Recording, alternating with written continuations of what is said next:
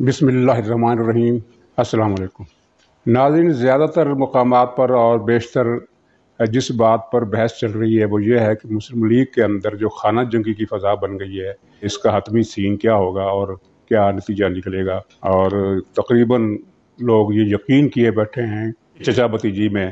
جنگ چھڑ گئی ہے اور شہباز شریف مریم کے پر کاٹنے کے لیے جدوجہد کر رہے ہیں اور مریم نواز جو نواز شریف کی مدد سے شہباز شریف کے ہاتھ کاٹ رہی ہیں۔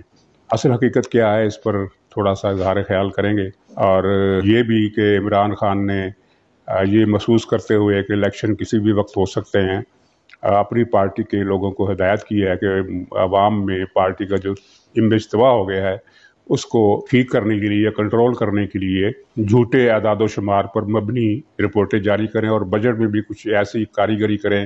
کہ سینکڑوں ارب روپے کے ٹیکس تو لگیں لیکن نظر نہ آئیں۔ چنانچہ اس پر عمل شروع ہو گیا ہے، اور وہ اعداد و شمار بھی آپ نے ملاحظہ کر لیے ہوں گے، اور پھر یہ بھی دیکھ لیا ہوگا کہ ان اعداد و شمار کا کس طرح چیر پھاڑ لوگوں نے پوسٹ مارٹم کیا ہے اور اس کو حشر نشر کر دیا ہے۔ بہرحال عمران خان کو اب بھی یہ امید ہے کہ وہ عوام میں جانے کے لیے کوئی نہ کوئی بہانہ ڈھونڈ لیں گے، اور ان کو یہ شاید اندازہ نہیں ہے یا ان تک رپورٹیں نہیں پہنچ رہی ہیں کہ عوام میں ان کے خلاف فضا کی پوزیشن کیا ہے، درجہ حرارت کہاں تک پہنچ گیا ہے، اور وہ اسی گمان میں ہے کہ وہ کوئی نہ کوئی نعرہ لگا کر یا یہ مظلومیت کارڈ کے جناب میں نے تو احتساب کا نعرہ لگایا تھا اور اس پر عمل کرنے کی کوشش کی تھی، لیکن مافیاؤں نے میرا رستہ روک دیا اور مجھے ایک حکومت سے ہٹا دیا۔ لیکن اس پر روشنی ڈالنے سے پہلے یا اظہار خیال کرنے سے پہلے ایک دلچسپ بات، پی ٹی آئی کے جو باغی کارکن ہیں ایم پی اے نذیر چوہان صاحب، انہوں نے وزیر اعظم کے مشیر خصوصی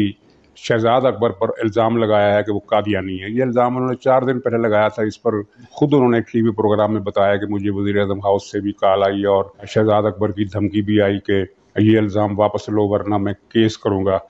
تو یہ چوہان صاحب نے بتایا کہ میں نے انہیں کہا کہ آپ کیس کریں، لیکن آپ بہتر ہے کہ آپ ٹی وی پر آ کر اس بات کی تردید کر دیں کہ میں قادیانی ہوں۔ میں قادیانی نہیں ہوں یہ کہہ دیں تو میں معافی مانگ لوں گا کہ اس کی ضرورت نہیں پڑے گی۔ لیکن 4 دن ہو گئے ہیں اور شہزاد اکبر نے ٹی وی پر آ کر یہ وضاحت دینے کی ضرورت محسوس نہیں کی۔ ناظرین، شہزاد اکبر کے بارے میں یہ قیاس آرائی تو بہت عرصے سے چل رہی تھی کہ وہ قادیانی ہیں، لیکن ظاہر ہے قیاس آرائی تو الزام ہوتی ہے اور الزام تصدیق کے بغیر دہرانا نہیں چاہیے۔ لیکن نذیر چوہان نے جو بات کی ہے اور اس کے لیے وہ مقدمہ بھگتنے کو بھی تیار ہیں، تو اس کا مطلب یہ ہے کہ دال میں کچھ جو کالا ہے وہ واقعتاً کالا ہے۔ ہم اس بحث میں نہیں پڑتے۔ بہرحال یہ لوگوں کا کہنا ہے کہ شہزاد اکبر کا جو بھی مذہب یا مسلک ہے اس کے ماننے والے پی ٹی آئی کی کابینہ میں اور بھی بہت ہیں، واللہ عالم۔ تو خیر اس بحث کو چھوڑتے ہیں، یہ ایشو شہزاد اکبر نے خود ہی گرم کر دیا ہے، کیونکہ اگر وہ خاموش رہتے تو شاید نذیر چوہان صاحب اس بات کو دوبارہ نہ اٹھاتے، لیکن انہوں نے نذیر چوہان کو چیلنج کر کے ٹیلی فون کال پر یہ الزام جو ہے اس کو سنگین بنا دیا ہے، کیونکہ اگر کچھ مسئلہ بالکل کلیئر ہوتا تو وہ ٹیلی فون کے ذریعے چیلنج نہ کرتے بلکہ ٹی وی پر آ کر یا پریس کانفرنس میں آ کر اوپنلی اس کو چیلنج کرتے۔ اور اگر یہ اس بات میں کچھ وزن ہے اور اس کے پیچھے کچھ سچائی ہے تو یہ ایک ایشو کھڑا ہو سکتا ہے عمران خان کی حکومت کے خلاف، کیونکہ عمران خان پر یہ الزام ہم نے نہیں لگایا، بہت سارے لوگوں نے لگایا ہے کہ ان کے پیچھے قادیانی اور یہودی لابی کام کر رہی ہے۔ تو ناظرین، مسلم لیگ میں جو خانہ جنگی کی فضا ہے اس پر میرا خیال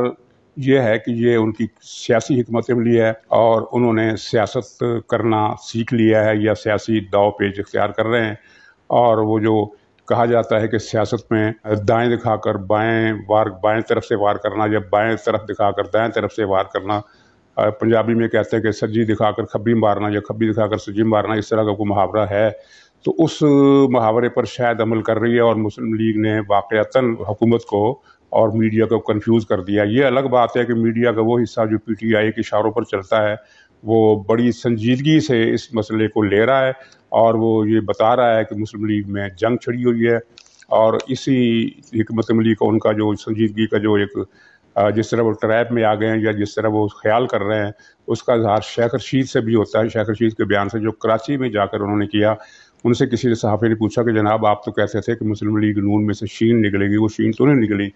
تو شیخ رشید نے کہا کہ یہ جو شہباز شریف اور مریم کی جو جنگ چھڑی ہوئی ہے تو یہ نون میں سے شین نہیں نکلی ہے تو اور کیا ہے؟ اس کا مطلب ہے کہ وہ شیخ رشید اپنی خفت میں ٹا رہا ہے، کیونکہ اس نے تو بات کسی اور انداز سے کی تھی، اس کا مقصد تو یہ تھا کہ 2 پارٹیاں بننے والی ہیں، مسلم لیگ 2 پارٹیاں تو نہیں بنی، اور 2 پارٹیاں بننے کا کوئی دور دور تک امکان بھی نہیں ہے، اور وہ خفت مٹائی ہے۔ لیکن شیخ رشید کی بات سے یاد آیا کہ خود شیخ صاحب ایک اور مسئلے میں پھنس گئے ہیں، اگرچہ ان کا بگڑے گا کچھ نہیں، کیونکہ ان پر جن طاقتوں کا ہاتھ ہے وہ ان کا بال بھی بیکا نہیں ہونے دیں گی، لیکن اسکینڈل کی حد تک شیخ صاحب پھنس گئے ہیں، کیونکہ رنگ روڈ میں پتہ چلا ہے کہ انہوں نے بھی کئی ارب روپے کی دہاڑی لگائی ہے، کئی ارب روپے کی، اور شیخ صاحب کی کافی زمین اس ایریے میں شامل کی گئی ہے، جو رنگ روڈ کو جو توسیع دی گئی تھی اس کے اندر اس کی زمین لائی گئی ہے، اور پھر وہ زمین بیچی گئی ہے، اور کئی لاکھ روپے کی زمین کئی ارب روپے میں بکی ہے۔ تو ناظرین، یہ شیخ صاحب کا یہ گھپلا، سوال تو یہ پیدا ہوتا ہے کہ شیخ صاحب کے پاس وہاں ہزاروں کنال زمین آئی کہاں سے، کیونکہ شیخ صاحب کا تو کہنا ہے کہ میری آمدنی کا ذریعہ ہی کوئی نہیں، میں تو بے روزگار آدمی ہوں، اور میں تو گھر سے ناشتہ بھی نہیں کرتا، کیونکہ گھر سے ناشتہ جس دن میں کروں میں سمجھتا ہوں کہ حرام کھایا ہے، اور یہ تو خیر وہ سچ کہتے ہیں کہ حرام کھایا ہے۔ اور اس سے پہلے وہ ان کا اربوں روپے کا ایک فارم ہاؤس بھی ہے، اس کی فارم ہاؤس کی مالیت کروڑوں میں نہیں ہے، وہ اگر آپ دیکھیں اس کی ویڈیو یوٹیوب پر موجود ہے، وہ اتنا بڑا فارم ہاؤس ہے کہ وہ آپ اندازہ نہیں کر سکتے، لگتا ہے کہ جہانگیر ترین کا فارم ہاؤس ہے، اور اس کے اندر جو کچھ ہے، مچھلی فارم، جانوروں کے فارم، اور بڑے وسیع و عریض لان، اور پتہ نہیں کون کون سے کوٹ۔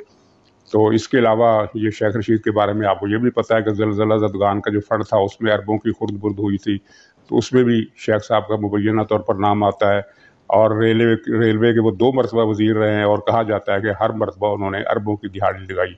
اور ایک ان سے پہلے جو ایک قاضی صاحب ایک وزیر ہوا کرتے تھے، ریٹائرڈ صاحب بزرگوار، انہوں نے بھی اربوں کی دہاڑی لگائی، اور اب جو نئے وزیر آئے اعظم سواتی، یہ بھی ریلوے کو تباہ کر رہے ہیں اور اپنی جیب بھر رہے ہیں، اور ان کے دور میں خسارہ جو وہ ڈبل ہو گیا ہے پچھلے انہی کی اپنی حکومت کے دور کے مقابلے میں، یعنی نواز شریف کا دور یا اس سے پچھلی حکومت کا دور چھوڑیں، اسی حکومت میں پچھلے سال جو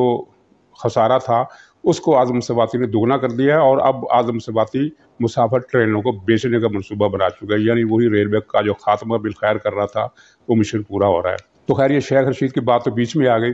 تو مسلم لیگ کی جو پالیسی ہے اس نے کس طرح ان کو کنفیوز کیا، اس کا اندازہ آپ نے لگا لیا ہوگا، اگر وہ فیصل واڈوا کا انٹرویو آپ نے دیکھا ہوگا جو ایک روز پہلے ٹی وی پر چلا، اس میں فیصل واڈوا صاحب کہہ رہے ہیں کہ اگر مسلم لیگ نے پنجاب حکومت کو ختم کیا تو ہم مرکز میں قومی اسمبلی کو ختم کر دیں گے۔ اس کا مطلب یہ ہے کہ انہوں نے اس گیم پلان کو جو ظاہراً نظر آ رہا ہے یا جو مسلم لیگ نون کی طرف سے دکھایا گیا ہے اس کو سنجیدہ لے لیا، اور انہیں اندازہ ہے کہ پنجاب میں اگر مسلم لیگ چاہے تو ان کے پاس نمبر پورے ہیں، اور وہ اسمبلی پنجاب میں چینج لا سکتے ہیں، اور اس کو روکنے کا ایک ہی طریقہ ہے کہ انہیں قومی اسمبلی توڑنے کی دھمکی دی جائے۔ اور فیصل واوڈا صاحب آپ کو پتہ ہے کہ وہ خود نہیں بولتے، وہ عمران خان کا نفس سے ناطقہ ہیں۔ عمران خان ان سے کہتا ہے کہ کل ٹی وی چینل پر جاؤ تو یہ بات کرنا۔ آپ کو یاد ہوگا کچھ مہینے پہلے جب وہ ترمیم پاس ہو رہی تھی، پچھلے سال کی بات ہے، تو فیصل واڈوا صاحب نے ایک ٹی وی شو میں ایک بڑا سا فوجی بوٹ میز پر رکھ دیا تھا، اور بعد میں پتہ چلا کہ یہ بوٹ انہوں نے عمران خان کے کہنے پر رکھا تھا، کیونکہ عمران خان نہیں چاہتا تھا کہ اپوزیشن جنرل باجوہ کی توسیع کے بل پر دستخط کرے، تو اسے مشتعل کرنے کے لیے انہوں نے فیصل واڈوا کی ڈیوٹی لگائی کہ تم جا کر یہ بوٹ رکھو، اور انہیں تانا دو کہ مسلم لیگ نون جو ہے اور اپوزیشن دوسری جو ہے وہ بوٹ چاٹ رہی ہے، شاید وہ اس سے مشتعل ہو کر غصے میں آ کر ریئیکشن ظاہر کریں اور بل کی حمایت کرنے کا ارادہ منسوخ کر دیں، لیکن ایسا نہیں ہوا۔ تو بہرحال فیصل واوڈا کا یہ کہنا ایک دلچسپ امر ہے، اور اس میں مسئلہ یہ ہے کہ جیسا کہ میں نے کہا کہ مسلم لیگ نون کی سیاست جو ہے وہ ایک قسم کا ڈیکوائے ہے، پی ٹی آئی اس کے اندر ٹریپ ہوتی ہوئی نظر آ رہی ہے۔ ہو سکتا ہے کہ پنجاب میں کچھ بھی نہ ہو، اور جو کچھ ہونا ہے وہ مرکز میں ہو، اور بجٹ کے بعد۔ اور آپ شہباز شریف کا یہ بیان ذرا توجہ چاہتا ہے کہ انہوں نے کہا کہ ہم عوام دشمن بجٹ کو پاس نہیں ہونے دیں گے۔ یہ نہیں کہا کہ ہم اس کی مخالفت کریں گے، یہ کہا ہے کہ ہمیں اسے پاس نہیں ہونے دیں گے۔ اب عوام دشمن بجٹ کا معاملہ یہ ہے کہ آپ نے سن لیا ہوگا خبروں میں کہ آئی ایم ایف کے کہنے پر کئی 100 ارب روپے کے ٹیکس لگانے کا فیصلہ ہو چکا ہے، اور عوام کے لیے اس بجٹ میں کوئی ریلیف نہیں ہوگا۔ عوام کے لیے ریلیف ہونے کا مطلب یہ ہے کہ بجلی کے نرخ کم کیے جائیں، کچھ جو لگے ہوئے ٹیکس ہیں وہ کم کیے جائیں، اور کچھ ایسے اقدامات کیے جائیں دوسری صنعتوں پر اور دوسری